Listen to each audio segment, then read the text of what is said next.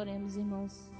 Senhor nosso Deus, nosso eterno Pai, graças te damos, ó Pai, por esta noite, pela tua presença, Deus. Nós te pedimos, ó Pai, neste momento, para que o Senhor coloque a tua mão, ó Deus, sobre este país, sobre todo mundo, ó Deus, que está passando por este momento, Deus, um momento difícil, ó Pai.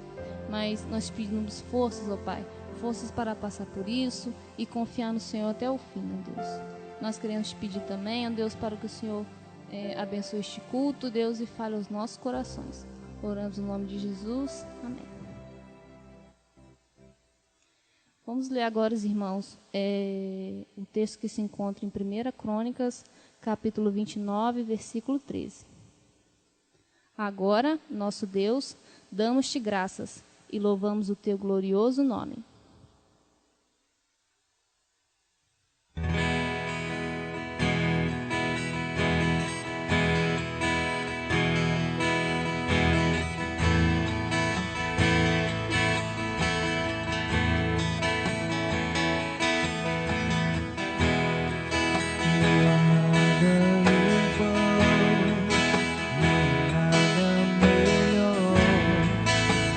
Se comparar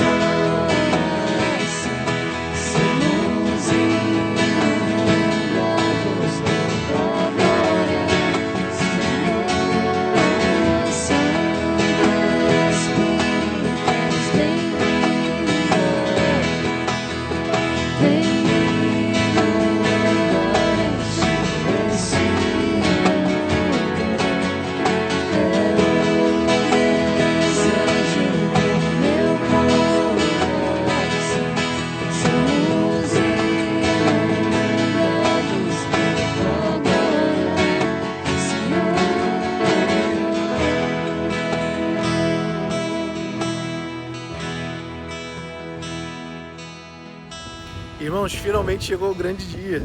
Chegou o dia em que nós poderemos congregar novamente no templo da Primeira Igreja Batista de Padre. É um dia excelente, irmãos. É um dia que a gente está aguardando por muito tempo.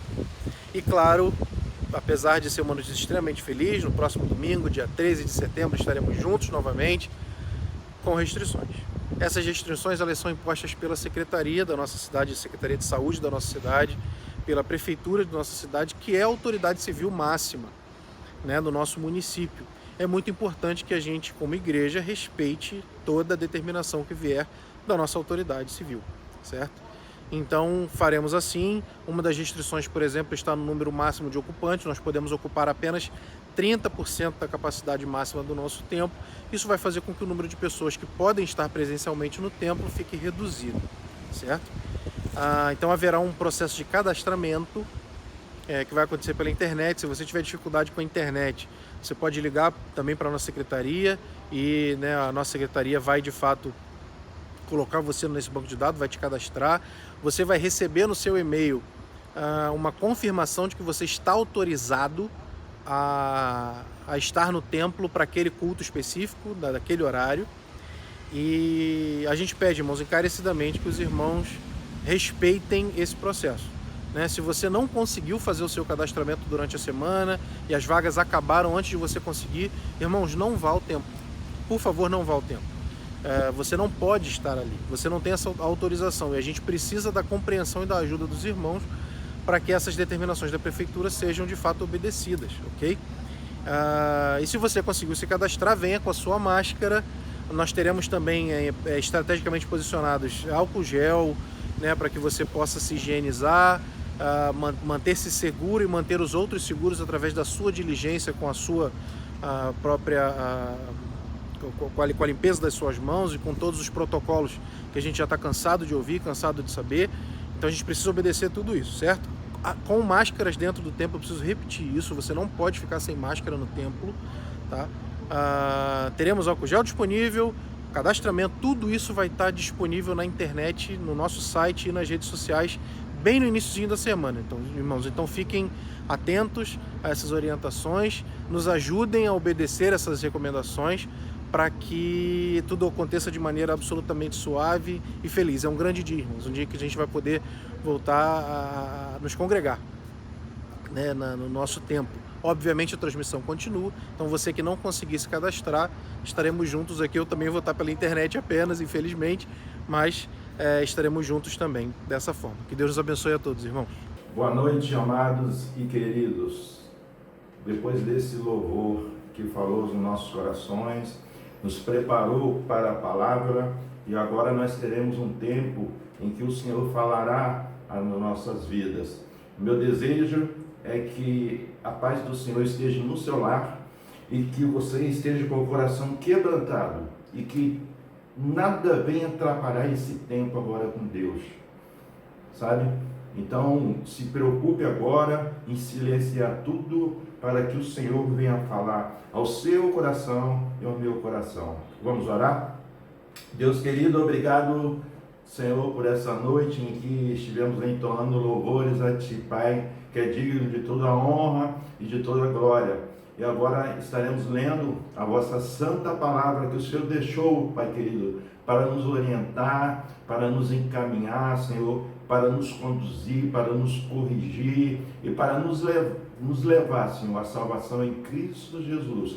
Nós oramos para que o Senhor possa, Senhor, nos dar uma mensagem que venha do Teu coração, uma mensagem que fale aos corações de todos aqueles que estão nos assistindo e nos vendo, Senhor. Em nome de Cristo Jesus. Amém. Eu convido a você a compartilhar essa mensagem, porque o título dessa mensagem será: você sacrificaria o seu filho para Deus? Você sacrificaria o seu filho para Deus? Então nós estaremos lendo lá em Gênesis capítulo 22, por gentileza. Abra sua Bíblia em Gênesis capítulo 22, que a partir do versículo 1 diz assim: passado algum tempo, Deus pôs Abraão à prova, dizendo-lhes: Abraão, ele respondeu: eis-me aqui. Então disse Deus: tome seu filho, seu único filho, Isaque, a quem você ama, e vá para a região de Moriá. Sacrifique-o ali como holocausto num dos montes que lhe indicarei. Na manhã seguinte, Abraão levantou-se e preparou seu jumento. Levou consigo 2 de seus servos, e Isaque, seu filho. Depois de cortar lenha para o holocausto, partiu em direção ao lugar que Deus lhe havia indicado. Versículo 4. No terceiro dia de viagem, Abraão olhou e viu o lugar de longe. Disse ele aos seus servos: fiquem aqui com o jumento, enquanto eu e o rapaz vamos até lá. Depois de adorarmos, voltaremos. Abraão pegou a lenha para o holocausto e o colocou nos ombros de seu filho Isaque. E ele mesmo levou as brasas para o fogo e a faca. E caminhando os dois juntos, pois bem, no versículo 7, Isaque disse a seu pai: Abraão, meu pai. Sim, meu filho, respondeu Abraão. Isaque perguntou: as brasas e a lenha estão aqui, mas onde está o cordeiro para o holocausto? Respondeu Abraão: Deus mesmo há de prover o cordeiro para o holocausto, meu filho. E os dois continuaram a caminhar juntos. Quando chegaram ao lugar que Deus lhe havia indicado, Abraão construiu um altar e sobre ele arrumou a lenha. Amarrou seu filho Isaque e o colocou sobre o altar, em cima da lenha. Então estendeu a mão e pegou a faca para sacrificar seu filho. Mas o anjo do Senhor o chamou do céu: Abraão, Abraão. Eis-me aqui, respondeu ele. Não toque no rapaz, disse o anjo, não lhe faça nada, agora sei que você tem a Deus, porque não me negou seu filho, o seu único filho. Abraão ergueu os olhos e viu um carneiro preso pelos chifres num arbusto, foi lá pegá-lo e o sacrificou como holocausto, em lugar de seu filho. Abraão deu àquele lugar o nome: o Senhor proverá. Por isso até hoje se diz: o monte do Senhor se proverá. Amém? Você sacrificaria o seu filho para Deus? Para isso eu gostaria que você voltasse bem rapidamente no capítulo 12 de Gênesis. Capítulo 12 de Gênesis. Então o Senhor disse a Abraão: saia da sua terra, do meio dos seus parentes e da casa do seu pai, e vá para a terra que eu lhe mostrarei. Farei de você um grande povo e o abençoarei. Tornarei famoso o seu nome e você será uma bênção. Abraão é filho de Terá, irmão de Naor e de Arã. E Deus fala para Abraão: sai da sua terra, do meio da sua parentela, do meio dos seus pais, e eu lhe mostrarei uma outra terra. Farei de você um grande povo, e para se fazer um grande povo precisa de quê? De filhos, de herança. Grave bem isso. E eu farei de você um grande povo e o abençoarei. A bênção de Deus estava com Abraão. Tornarei o seu nome famoso e você será uma bênção. Meus amados, quantas pessoas têm tido nome famoso? Quantas pessoas têm sido abençoadas por Deus? Mas há uma motivação bem clara. E a Bíblia diz para Abraão: você será famoso, mas você será uma bênção. Muitas pessoas experimentam o fato de serem famosos, de serem abençoados, mas esquecem de ser bênção na vida dos outros. Eu recordo, muita gente sabe disso, esse ano, no primeiro dia desse ano de 2020, eu fiz projeções para 2020, eu fiz expectativas para a minha vida, mas eu levantei no primeiro dia do ano, sentindo-se mal, e eu fiquei doente de uma hora para outra. Eu quero agradecer aqui o Emílio, me ajudou quantas vezes, meu irmão Lormário, que me ajudou muitas vezes. Quero agradecer aqui o pastor Márcio, da Raquel, e principalmente a minha esposa. Eu quero, quantas vezes ela foi na rua, parar carro, pedir ajuda dos outros. quero agradecer os meus filhos, mas eu fiquei mal no primeiro dia do ano, eu estava cheio de expectativas. Sabe, eu conversando com o Vinícius, eu vou citar o nome do Vinícius, que eu tenho intimidade com ele. E ele casou agora, mas ele também estava com expectativa. Eu creio que a esposa dele, a noiva dele, já estava vendo o vestido para usar. Ele, que é um cara elegante, também já estava vendo a roupa para usar, né? Um buffet, já havia separado, pediu para o pastor Márcio dar uma palavra. Criou-se expectativa na vida do Vinícius. E quantos casamentos no meio do ano, desse ano, também foram desfeitos. E a palavra de Deus diz: Abraão, ser uma bênção. Nós queremos tão somente ser abençoado, mas estamos esquecendo de sermos bênçãos na vida de outras pessoas. Eu recordo que eu estava em casa, eu acho que o ano passado, minha esposa estava em Cianorte, no Paraná, e ela ia chegar. E de repente me deu uma dor nas costas, e não sabia se era cólica de rins, ou se era algum mal-estar. E eu comentei com o Guilherme: rapaz, minha esposa está para chegar e as louças lá em casa estão todas sujas, talheres, prato, tudo revirado, a casa está revirada, minha esposa vai chegar, a coisa não vai ficar boa para o meu lado, não! E aí o Guilherme, na mesma hora, falou: vamos lá agora que eu vou arrumar essa casa. Eu olhei para ele e falei assim: você está brincando? Ele falou: deixa comigo. E aí partiu ele e Dalila, quando eu cheguei, parece que já estavam lá. E aí lavaram a louça, os talheres, arrumaram a casa, né? E aí deixaram tudo limpinho. E a minha esposa, quando chegou de viagem, mulher gosta de observar, né? E aí minha esposa olhou para um lado, olhou para o outro, tudo limpinho, né? Aí eu cresci. Mas depois ela ficou sabendo que foi o Guilherme, né? Porque e a esposa dele, porque eu não teria esse know-how para fazer isso. Mas o Guilherme foi bênção na minha vida e até hoje eu lembro disso. E o que Deus está falando é o seguinte: você será abençoado, mas para ser bênção na vida de outras pessoas. Capítulo 15, por gentileza. Versículo 6. Abraão creu no Senhor, e isso lhe foi acreditado como justiça. Abraão ainda não tinha tido filho, por isso que ele é o pai da fé. Grave isso: Abraão creu no Senhor, mesmo não tendo filho. O que é a fé? É o fim e fundamento das coisas que se esperam e a prova daquilo que não se vê. Abraão não tinha visto o seu filho ainda, porque não havia nascido. Mas mesmo assim, a palavra de Deus diz que Abraão creu no Senhor, e isso lhe foi acreditado como justiça. É por isso que Jesus na cruz disse: está consumado. Ou seja, a justiça de Deus foi feita em cima de mim. Você já percebeu que alguns tribunais, alguns parentes familiares, quando vem o veredito, quando eles são entrevistados, eles dizem o seguinte: a justiça foi feita. A justiça foi feita. E o que nós percebemos em Cristo Jesus, os nossos pecados, a justiça é feita. É por isso que lá em João capítulo 20, versículo 29, Jesus fala para Tomé: bem-aventurados aqueles que não me viram, mas creram. Nós somos os bem-aventurados que não vimos Jesus, mas cremos, porque o Espírito Santo é que nos convence do pecado, da justiça e do juízo. Do outro lado também, quando negamos a voz do Espírito Santo, o convencimento do Espírito Santo, estamos indo contra a justiça de Deus em Cristo Jesus. Então Abraão creu no Senhor, e isso lhe foi acreditado como justiça. Abraão creu mesmo não tendo ainda nascido o seu filho.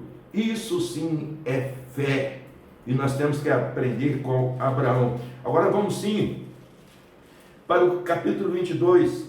Passado algum tempo, Deus pôs Abraão à prova, dizendo: Abraão, ele respondeu: eis-me aqui. Abraão tinha uma intimidade com Deus muito grande. O que é intimidade? Você lembra na época do colégio, quando, de adolescente, aí chegava por trás de você, tapava os seus olhos, com as duas mãos e perguntava: quem é? Quem é? E aí você pensava, como é que você descobria aquilo?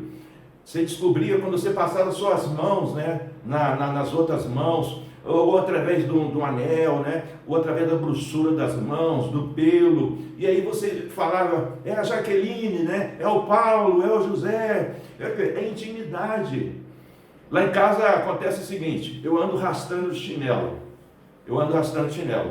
e aí a minha esposa fazendo almoço, ela falou para a Marcela assim: Marcela, vai chamar o seu pai.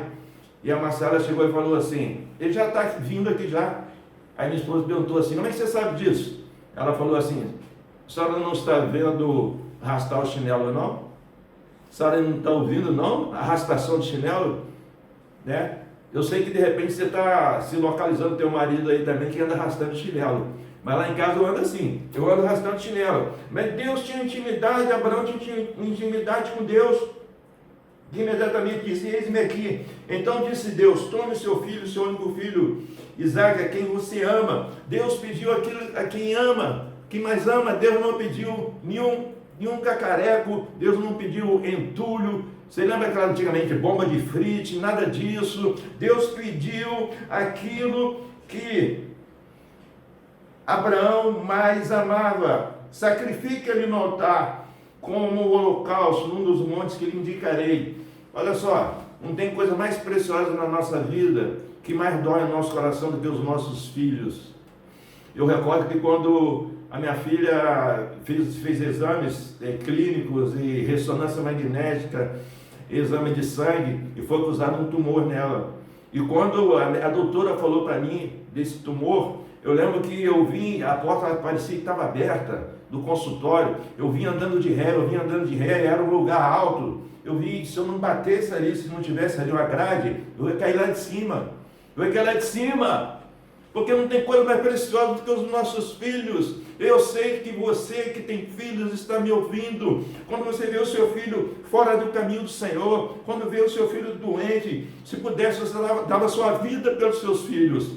E Deus fala para Abraão, pegue o seu filho, Abraão, aquilo que você mais ama. Olha como é que Deus também é sábio. Deus também sabe que aquilo que a gente mais ama são os nossos filhos. Na manhã seguinte, Abraão levantou-se, preparou o seu jumento e levou consigo 2 de seus servos e Isaque, seu filho. Depois de cortar lenha para o holocausto, partiu em direção ao lugar que Deus lhe havia indicado. Abraão foi obediente, mesmo crendo em Deus sem ter filho.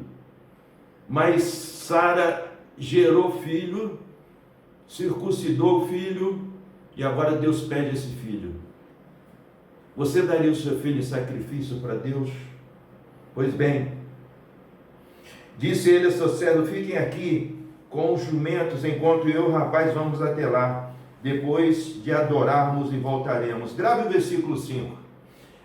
Grave esse versículo 5. No final, Abraão tem a certeza que iria voltar com o filho dele. Vamos ler o final? Depois de adorarmos, voltaremos. Abraão não falou que depois de adorarmos, eu voltarei sozinho. Não. Por isso que ele é o pai da fé. Por isso que ele disse, depois de adorarmos, voltaremos. Nós voltaremos. Nós voltaremos. Que coisa maravilhosa. Abraão pegou a lenha para o holocausto e colocou nos ombros de seu filho Isaque. E ele mesmo levou as brasas para o fogo e a faca, e caminhando os dois juntos. Isaque disse a seu pai, Abraão, meu pai, sim, meu filho, respondeu Abraão. Isaque perguntou, as brasas e as lenhas estão aqui, mas onde está o cordeiro para o holocausto? Esse menino também é como um menino esperto, ele não era bobo, ele observou que estava a lenha, estava ali a faca, mas cadê o cordeiro para o holocausto? Ou seja, é um menino que não deixou passar em branco esse detalhe. E você vê que as crianças de hoje são crianças muito espertas, são crianças muito ligadas, e elas conseguem fazer coisas impensáveis, muitas coisas que a gente não consegue. E o filho de Abraão, Isaque, ele percebe isso e diz, cadê o cordeiro para o holocausto? Então respondeu Abraão, Deus mesmo há de prover o cordeiro para o holocausto, meu filho. Abraão novamente deposita sua fé no Senhor Deus. Ele iria prover o cordeiro para o holocausto. E os dois continuaram a caminhar juntos. Eu acho que isso quarta-feira, Abraão continuou a caminhar junto com Isaque. Eu acho que eu comentei quarta-feira sobre isso, quando meu filho estava tentando jogar futebol e foi para para o Japão, foi para a Itália, foi para os Estados Unidos, e o Atlético Paranaense, a coisa não andou muito, né? Talvez por culpa nossa, enfim, a gente não sabe realmente, mas teve um momento que ele chegou comigo, nós sentamos na cozinha, ele olhou para mim e falou assim: pai, o que eu vou fazer da minha vida? O que eu vou fazer da minha vida? Aí eu olhei para ele e disse assim: por que, meu filho? Aí ele falou: porque o futebol não dá mais, e eu só sei jogar futebol. E eu lembro que eu falei para ele assim: então você vai ter que estudar. E ele respondeu: pai, o senhor sabe que o jogador basicamente não tem como estudar. Eu estou atrasado, e eu terminei o segundo grau lá no Japão. Eles não aceitam aqui no Brasil, eu vou ter que fazer ainda o segundo grau. E esse pessoal que estão fazendo PH, estão fazendo curso do Rio, estão muito na minha frente, pai. Eu estou desiludido, pai. O que vai ser da minha vida? Talvez essa noite você está perguntando, fazendo a mesma pergunta do filho de Abraão, Isaac. Estou vendo aqui a lenha, estou vendo aqui a faca, mas cadê o cordeiro? Talvez você também faça a mesma pergunta do meu filho: o que vai ser da minha vida? E Abraão deu a resposta: Deus proverá. Amém? A resposta está em Deus e em mais nada. E ali meu filho começou a estudar e foi tentando passar para a medicina, e graças a Deus ele passou para a medicina. Ele hoje é médico, louvado seja o Senhor Deus por isso. Glória a Deus, glória a Deus. Deus é bom. Então, quando chegaram ao lugar que Deus lhe havia indicado, Abraão construiu um altar e sobre ele arrumou a lenha, amarrou seu filho Isaque e o colocou sobre o altar em cima da lenha. Então estendeu a mão e pegou a faca para sacrificar seu filho. Mas o anjo do Senhor o chamou do céu: Abraão, Abraão, eis-me aqui, respondeu ele. Não toque no rapaz, disse o anjo, não lhe faça nada. Agora sei que você teme a Deus, porque não me negou o seu filho, o seu único filho. E se Deus pedisse o seu filho como sacrifício? Essa pergunta é uma pergunta provocativa. O tema da mensagem de hoje é um tema provocativo. Mas eu quero realmente chamar a sua atenção. E se Deus pedisse essa noite a atenção da sua vida para Ele, e falasse para você: aceite meu filho como Salvador e Senhor, porque o Cordeiro, esse Cordeiro salvou tão somente uma vida, que foi a vida de Isaque. Mas um Cordeiro, o Filho de Deus, morreu para salvar toda a humanidade. Amém? Vamos continuar, estamos terminando. Abraão ergueu os olhos e viu um carneiro preso pelo chifre num arbusto. Foi lá pegá-lo e o sacrificou como holocausto. Grave bem, versículo 13 eu estou lendo. Como holocausto em lugar de seu filho. Abraão foi lá num arbusto, pegou o cordeiro e sacrificou como holocausto em lugar de seu filho Isaque. Deus levantou um cordeiro animal, para ser sacrificado no lugar de Isaque, no lugar de uma pessoa somente. Nunca esqueça disso. Mas, porém, um sacrifício maior é o que a gente vai ver em João, que nos diz, João 1:29, nos diz assim: no dia seguinte, João viu Jesus aproximando-se e disse: vejam, é o Cordeiro de Deus que tira o pecado do mundo. Um sacrifício maior Agora, não só para tirar e morrer em prol de Isaac, filho de Abraão, mas um sacrifício maior por todo o mundo e por toda a humanidade, que é Jesus Cristo. Esse sacrifício quer alcançar o mundo todo e quer alcançar a mim e a você também. Deus levantou um cordeiro e Abraão imediatamente foi lá, o sacrificou no lugar de Isaac. Mas um cordeiro maior, que é o Filho de Deus, que é Jesus Cristo, foi sacrificado não só por uma pessoa, mas por toda a humanidade. A questão é, você quer aceitar esse cordeiro como seu Salvador e Senhor? Se você quer aceitar esse cordeiro que morreu e foi sacrificado por toda a humanidade, e não só por uma pessoa, não só para uma pessoa, eu gostaria de orar com você. Abaixe a sua cabeça, por gentileza. Deus amado, obrigado, Senhor, porque